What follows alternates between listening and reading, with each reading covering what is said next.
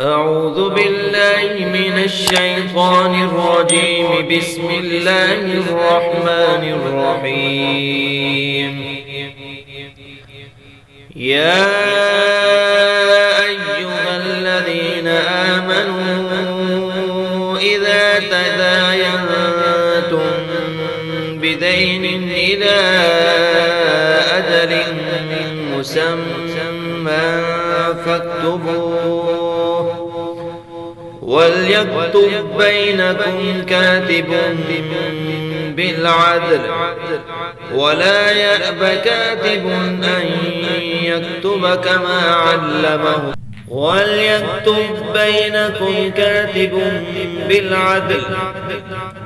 يأب كاتب أن يكتب كما علمه الله فليكتب، وليملل الذي عليه الحق وليتق الله ربه ولا يبخس منه شيئا، فإن كان الذي عليه الحق سفيها أو ضعيفا أو لا يستطيع أن يمل هو فليملل وليه بالعدل، واستشهدوا شهيدين من رجالكم، فإن لم يكونا رجلين فرجل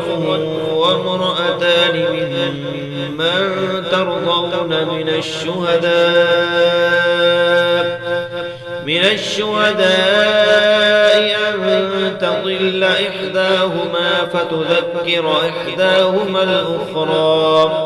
ولا يأبى الشهداء إذا ما دعوا، ولا تسأموا أن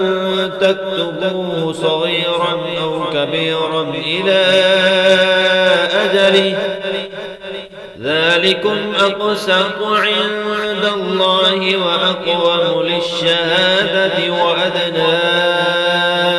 ألا ترتابوا إلا أن تكون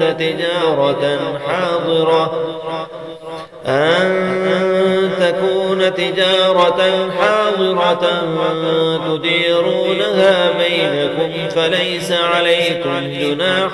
ألا تكتبوها، وأشهدوا إذا تبايعتم،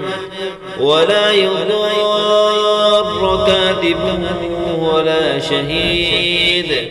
وإن تفعلوا فإنه فسوق بكم،